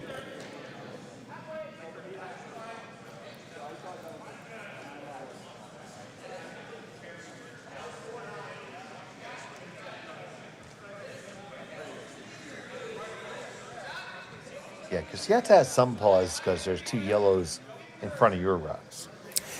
Yeah, now the one on the, again, at the 10 o'clock position, that one's not really worrying you because you can't do much with that. It's one that's high noon there. Yeah, and you can't do anything with it directly, but if you hit this right, what they're talking about, there's not a lot of room between those 2 yellows. So you hit this first one right on the nose with some speed, it's going to come across and move that second one. Now, the question is, how far is it going to move it? Brad doesn't throw as hard as Mark, for instance. I'm also not entirely sure whether or not the yellow clears. So he's going to drive red onto yellow, and I don't know if it clears the one at the side of the button. I think it does. It probably doesn't hurt you if it rubs it either. So then it'll disturb that pocket.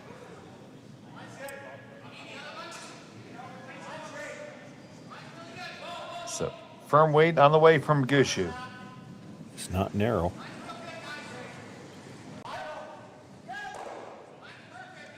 Moves them all, and they lie too after all that.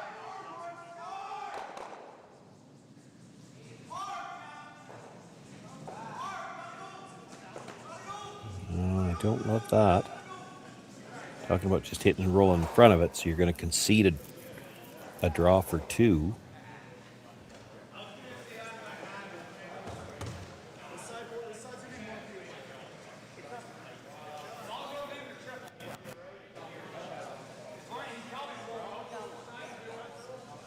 There's no triple there, right, Sean?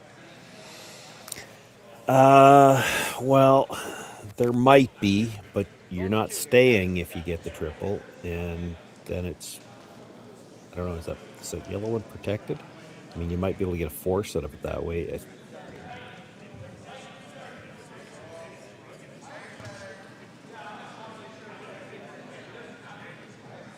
So last on the way from Kleiter.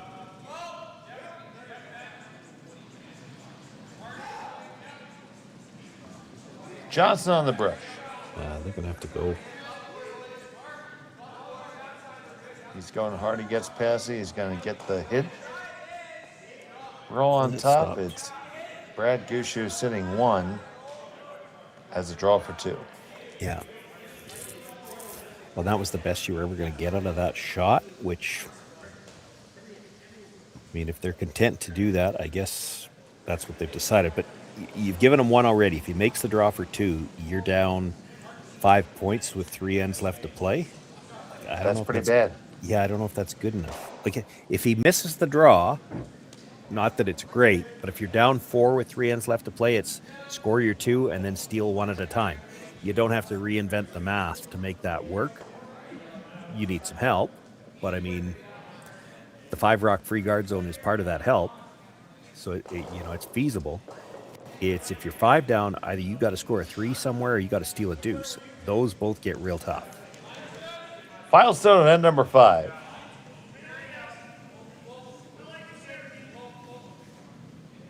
Gushue, he's got 1 in his pocket. He's looking for a second one. He needs a button. Sweepers are standing straight up. This is skating, and it is going to sail past the target. It'll be a single point for Brad Gushue. He holds a 4-stone lead over Kleiter. Kleiter will have the hammer and 6 when we come back to Martensville after this on Curling Stadium. Developed over a decade in collaboration with the finest ice makers this side of the Atlantic, the Pebblehead PB5 is nothing short of a triumph of sophistication and craftsmanship. Weighing less than half its lumbering copper predecessors, yet boasting tenfold their durability, the PB5 delivers perfect, consistent ice, time after time. The PB5 by Pebbleheads.com, the apex of ice-making ingenuity for the roaring game of curling.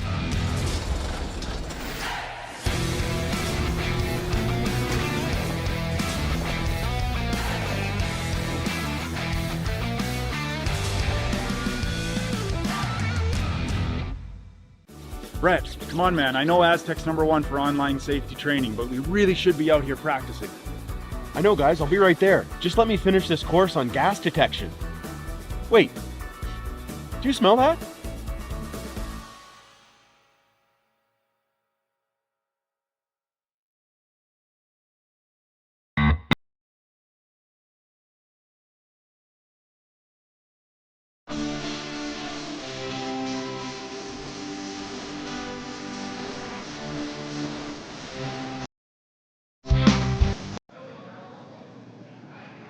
And welcome back to Martensville. It's a 4-stone lead for Brad Gushue over Rylan Kleiter as we play here at end number 6 at the Curling Stadium, Martensville International. Oh, and man. we just see a big tumble over there on sheet 3. We'll see if we can get a clip of that one to show you. Oh, man, somebody on Team Meacham just took a big old header. Braden Grindam, I think. Oh, And we're going to try to show the replay.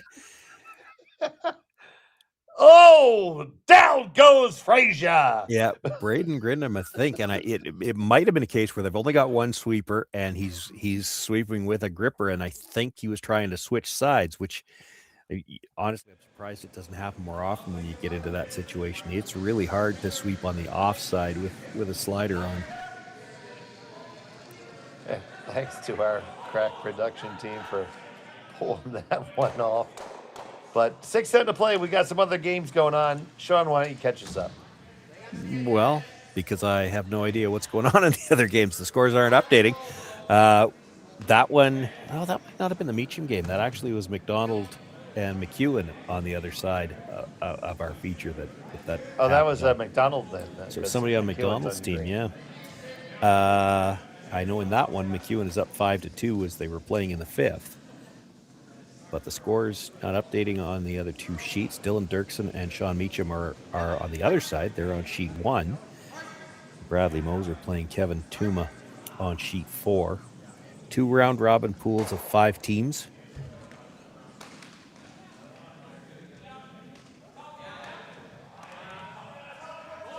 Okay, scoreboard shots. just a second. Get you updated. And then I have to figure out who's throwing There, which sheet one. set of stones. So it looks to be the Dirksen team there throwing the Reds. So if that's right, they're up 4-2 over Sean Meacham as they play there in the 6th already. I mentioned McEwen was up by a score of 5-2. And the 5th inning just completed there by the looks of it. We haven't seen the score go up. That was the fall we saw. Everybody was worried about picking him up. Nobody put the score up. And a 4-3 game over on sheet 4. I think that's Bradley Moser leading there as they play in the 6th. I could speak for every ice technician in the world where I say, "Are you okay? Get up."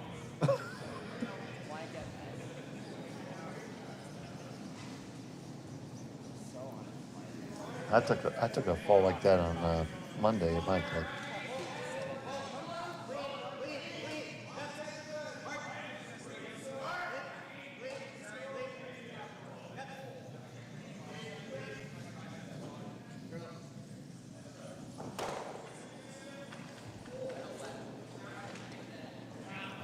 See this draw under cover, and it's going to be second stone. Yeah, not critical. I mean, he could have even been just biting at the back 12 would have worked for now. He needed a rock where they couldn't get at it, and that's what he's got.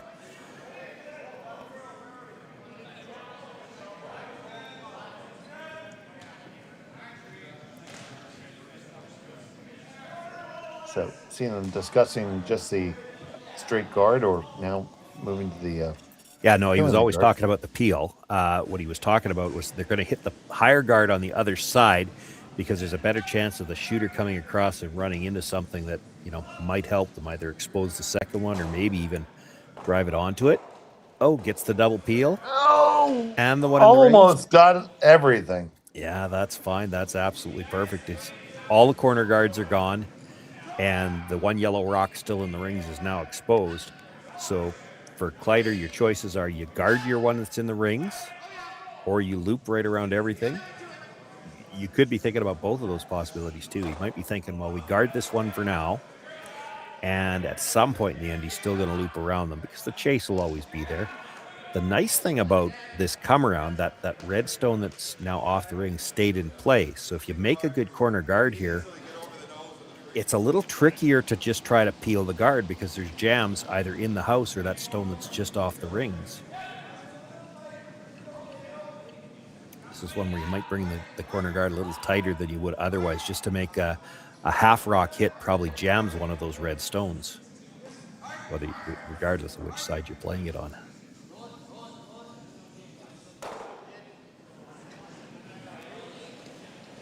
Guard has to sit. It did, but chase is there either way. Chase is there, and the guard's probably high enough that you could straight peel it too if you wanted to. I thought they'd try to get that guard a little bit tighter, where the jam on that stone just outside of the rings would be a little bit more possible.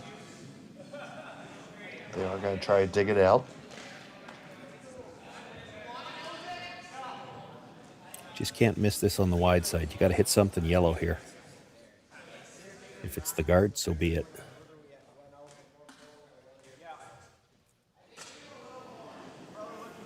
So, Mark Nichols.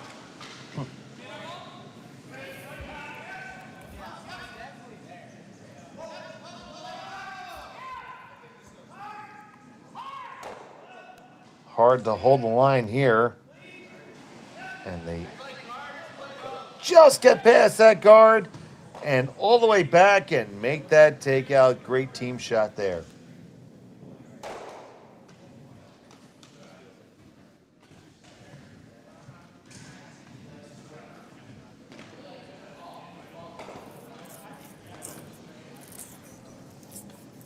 So Kleiter coming underneath the guard again.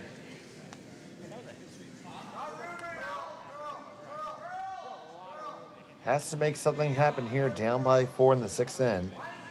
Does have the hammer, but can certainly not afford to give up another point.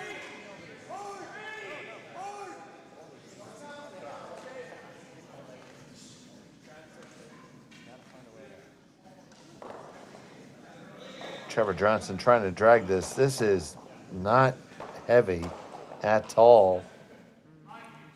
It's not even going to be third shot, fourth shot even. Well, that's not critical. It's a tough one to remove, and there is a nose hit triple on the Reds right now. So you got that in the spot where it's tough for Brad to get rid of it. So he's going to have to play more of an offensive style shot. So whether just it's a guard tap it up and change the angles? Yeah, probably not, because that could just as easily leave a quad. I'm thinking you're either throwing the guard or you're throwing another one in the rings. It looks like they're going in the rings. You don't really want to throw the guard because then they just come around it all. Mind you, that still probably eliminates the one that was just thrown.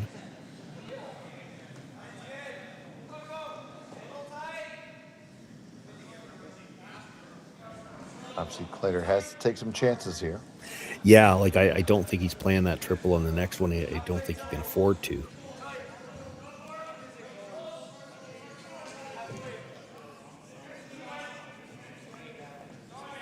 It's the kind of shot you have to hope it's still there for your last one to get a pile. You play it too early, you just give Gushue too many chances to get rid of all the yellows. So it's going to settle in the rings right at the tee line. It's 4 Redstones counting for Gushue. No, he is going to try it. Scary thing. I think the quad's there right now. I don't think you're ever getting the one that was just thrown. Because to get the one that at the top of the button, to come towards the one at the back of the 8-foot, you got to clip it fairly thin, and then it's going underneath. He's going to loop around everything, and I don't mind this call. This was one I talked about earlier, that you might have to play this at some point in time. And again, the fact that the triple is there, you loop this around, you've always got a way to get rid of that red at the top of the button. The trick here is to try to find a place where you can put a Yellowstone that Brad can't get at it.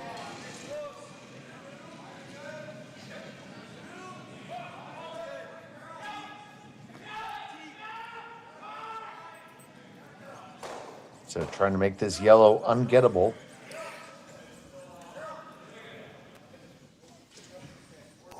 Yeah, or at least force Gushue to try to run something red back, and if you can get a bit of a mistake, maybe he takes care of one of these rocks for you. It lies second stone.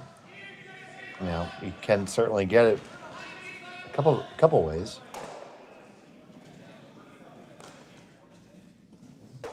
Yeah, but there's the potential for a mistake here. You know, you hit this thin, drive it by, you've eliminated one of your own stones for him. Oh, yeah, you had to make this. There's not a lot of room to clear the guard to make this. If you ever dead jam it, there's room to come around again and freeze. So, you know, still a couple of ways you might be able to get your dues if you're Rylan Kleiter.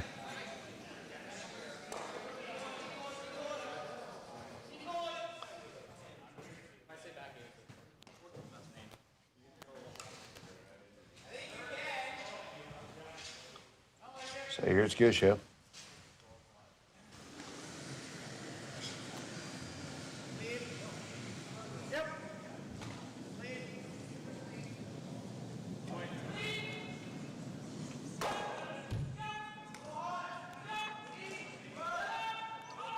Nichols on this right out of his hand all day. Now they're all fit.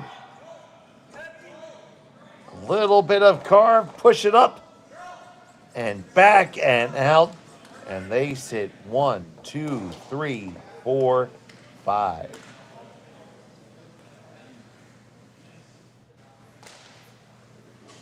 That's a lot. It is. But there's still something to work with if you're Rylan Kleiter. If you get a good corner freeze on that stone at the tee line, and I'm talking, you got to be about half on it, maybe even a sliver more than half. There's no way to get it out if you get to that angle, because when you blast it, it's going into that red at the other side of the 8-foot. But this is where the angle becomes so important. Like if you're only a quarter on it, it'll be fully exposed. You hit it with weight, and it goes underneath that red on the other side. You overcurl it, you might not be shot rock. You don't want to be right on the face because that red is a little bit more than half in front of the tee line so you wouldn't be shot.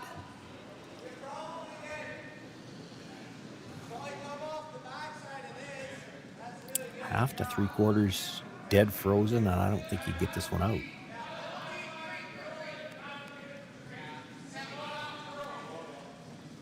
I'm not sure they need to be carving it, though.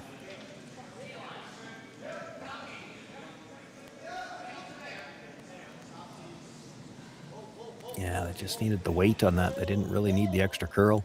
You can ignore that stone if you really want to. You're already sitting 3. He doesn't really have anything off that. I mean, even if he tried to hit to run it up and could run the triple, you're still going to have 4th on the other side. So Brad's going to ignore it, throw the draw himself, and put a little bit more pressure on in this last shot.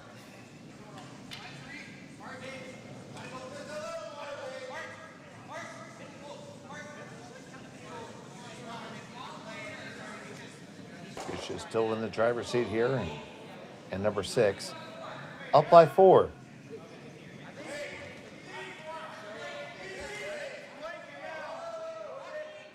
Sitting 3, going to make it 4.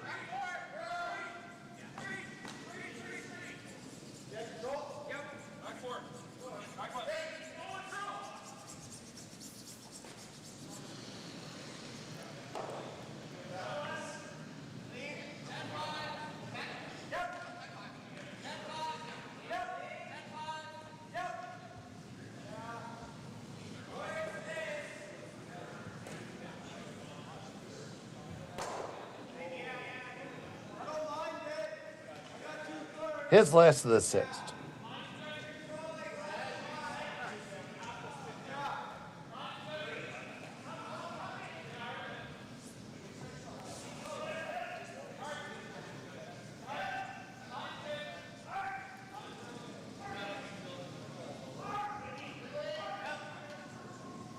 Boys are on this one hard.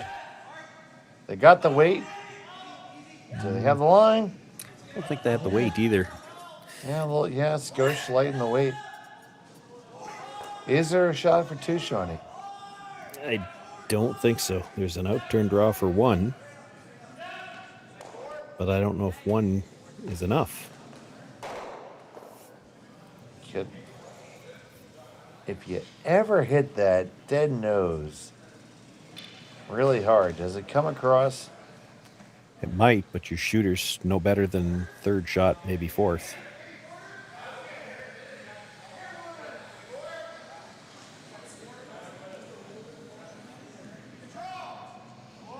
Well, with that level of manicuring, that's probably a draw. Yeah.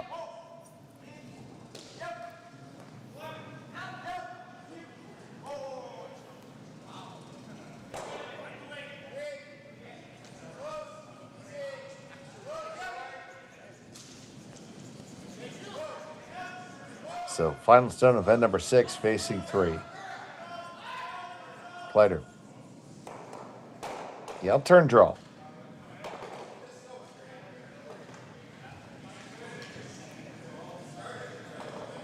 He's going to take it in himself. Can they get it there? Can they get there? Can they get past the guard? Oh, yes, and they do stick it for the single point. And they will trail by 3. Gushue will have the hammer in 7 when we come back from Martensville after this.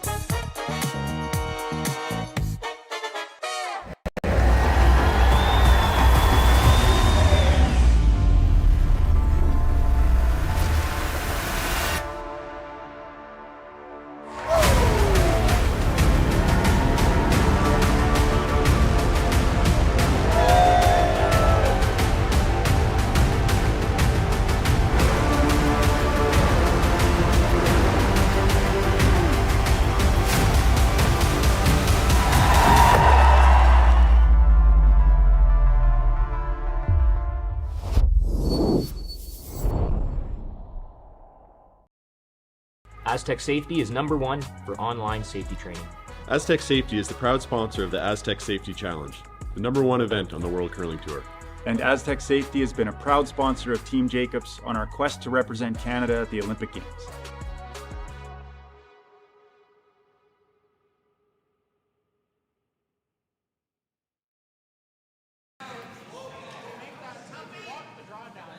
And welcome back to the Martensville Curling Club. It's the Curling Stadium Martensville Invitational. 10 teams here competing for some valuable points and some money along the way.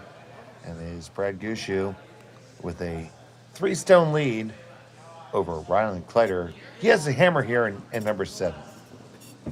Thank you so much for joining us here on Curling Stadium. And Sean, what's your plan if you're Kleiter? Well, you're 3 down, 2 ends to play. That means you have to steal a deuce at some point in time. You're going to throw the double centers. And you don't have to press too hard for the deuce here. Like, you don't want to end the game on this one. But, you have to keep it in the back of your mind. I think that was an attempt at the second guard. It comes into the rings, so that's a chance for Gushue to play at it. You will see occasionally you get the first guard up. If the come around comes right to the top of the button, you could throw a freeze on your first one, and knowing that if you throw the guard on your 3rd stone at the end, which is the 5th stone overall at the end, you're still in the same boat, but at least you're not facing 2. I don't think you would have played the freeze on a stone. That first stone was not in a great position. I think that was supposed to be a guard, and it slid too deep. So looking to pick this one out. And they picked that just like you picked your nose. Yeah, you're never thinking about stealing 2 now. This is, you have to try to steal 1 this end, and you're going to be up against it to try to steal 2 coming home. But, I mean, you don't have your 2 guard set up now. So really tough to steal more than 1 with only 1 guard. The long guard, again, by itself is only really good to protect a tighter guard.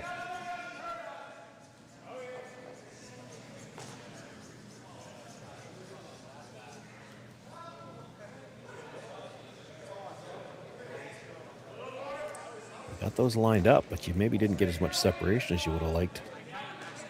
I think they're going to take a run at the double peel here. Pretty sure they can just rip them out of here. Here comes Botcher. He kicks and fires. Big positive release here Even from if you Botcher. even if you just peel 1 here, now how do you throw a second guard? Because that one's halfway. Like, how do you separate them to try to throw a second one now? You might have to come around, and then it's peel the guard and guard for your life.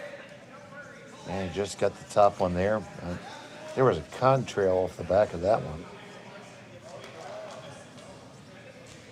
I'm going to try to tap this one behind the button, knowing that the guard's going to get peeled, and then you might have something you could freeze to later on.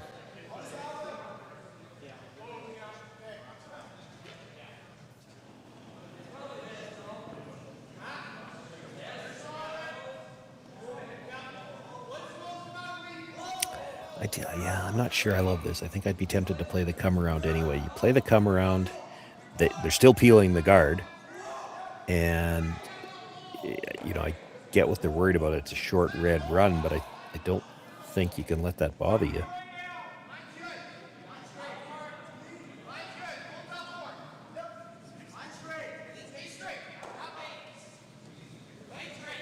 And they make the tap back. But obviously the peel is still very available. Yeah. Well, I don't think they could hurt themselves trying to get the double either. There's no way you're jamming both of them. If you jam 1, doesn't really hurt you. Botcher with his second. Gets 1, gets 2 in. There they go.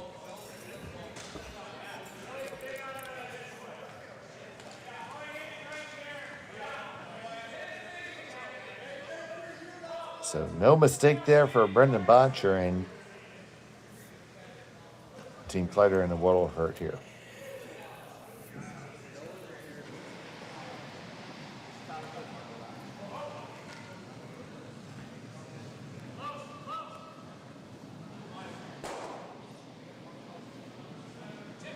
Stones left to come. They look at the freeze first. That might be the way to go. You get the freeze.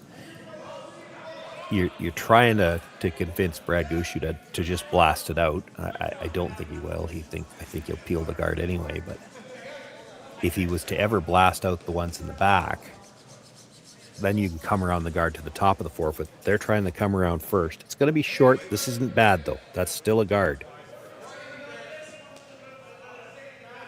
That'll just be another rip from Team Gushue here. Yeah, but he's not going to try the double now because you'd hate to jam it on that stone at the back of the 4. So they'll just try to pick the tight guard. And if you take the high one, so be it. As long as he's only taken one, if you're Kleiter, you've still got something to work with.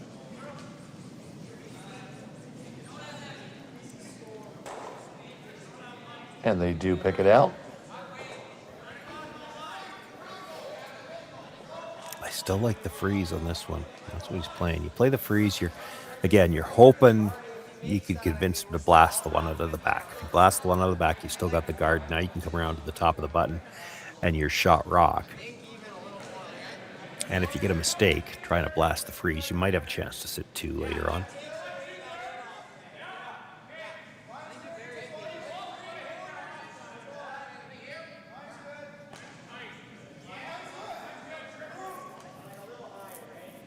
So Johnson kind of likes this one.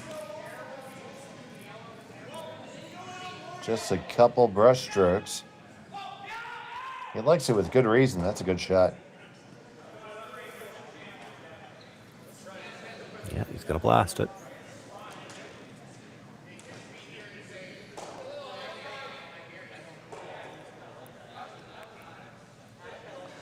So here comes Nichols.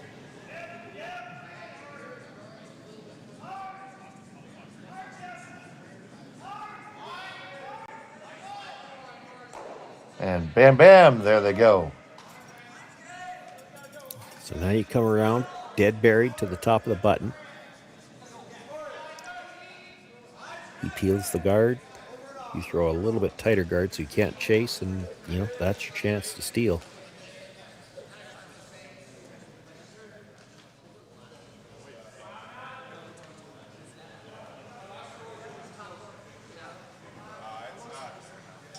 Kleiter lining up the shot.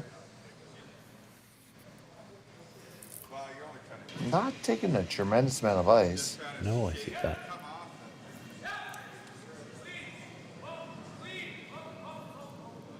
Might be a situation where the middle of the sheet's a little bit flatter. Could be to do with Rylan's release, too. He does have a fairly pronounced set on his out-turn draw. And that's a big thing about curling, knowing where to put the broom for every different player.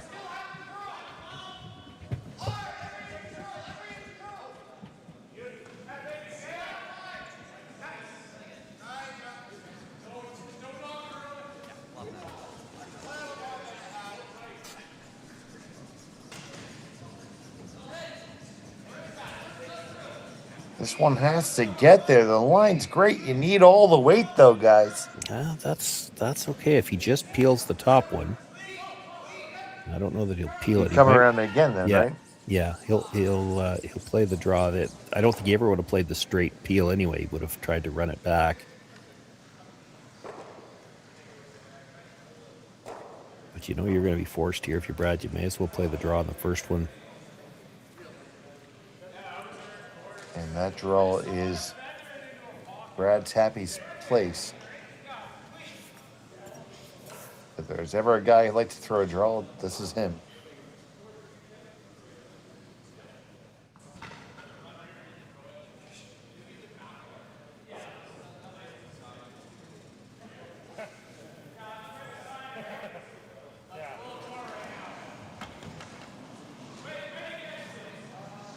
Is first of 2 here in the 7th inning.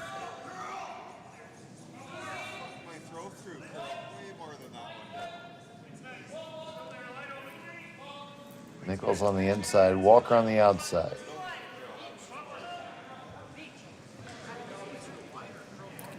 You don't want to put this behind the tee line, and if you are going to put it behind the tee line, you want to be well back there. It's going to stop just short of the tee line. It means Rylan's going to have to try to move it and stay right there. He's got to move it,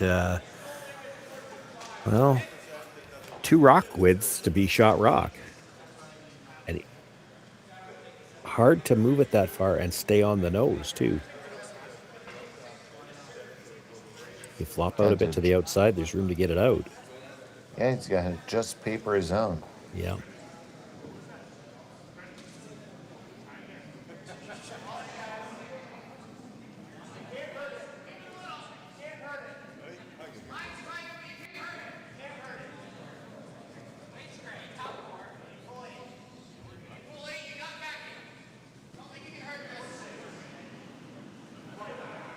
So the last from Kleiter.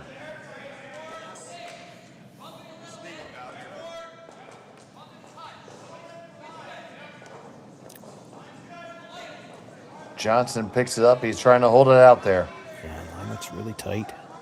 Can they get it past the guard? Yes, he does. Past the next one. No, it's going to rub on off and right on by. That's going to be a draw of 4 for 2 for Brad Gushue.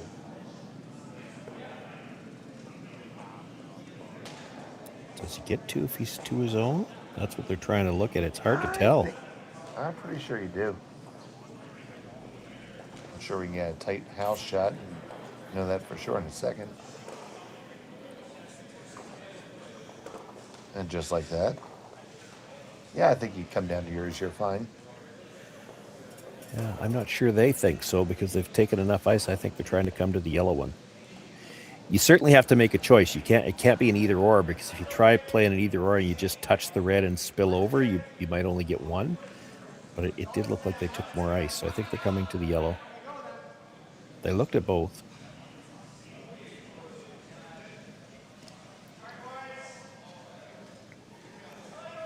So Sydney won.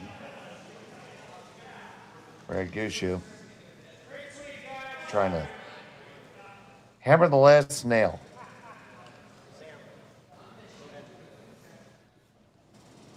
Final stone of the 7th end.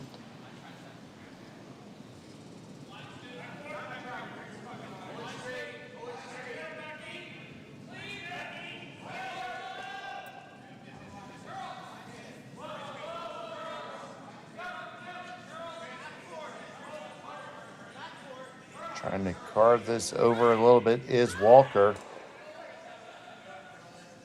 He's going to make contact with the yellow, push it back just enough, and I do believe that's a score 2 for Brad Gushue, and that will be good enough for the win. So hang that final score as 7-2 in favor of Brad Gushue, and he is now 2-0 here in Martensville. Yep, good start for the Gushue team. That certainly helps them towards the playoffs. Rylan Kleiter is going to need to win his final 2 and might need some help. Absolutely. We have plenty of coverage from Martensville all this weekend. Please join us tomorrow here on Curling Stadium at 9 p.m. Mountain, 9 a.m. Mountain, 10 a.m. Eastern. And we're going to have some more games. We're featuring Brad Gushue again tomorrow for at least 2 draws. So from the Martensville Curling Club, for my colleague Sean Joyce, and back at our studios in London, Ontario, Kaylee and Jerry, thank you so much for joining us here on Curling Stadium. Good day. Hey Mark, you ready for this game tonight? Yeah, I'm excited, man. Cupsy, what are you doing over there? Don't worry, boys.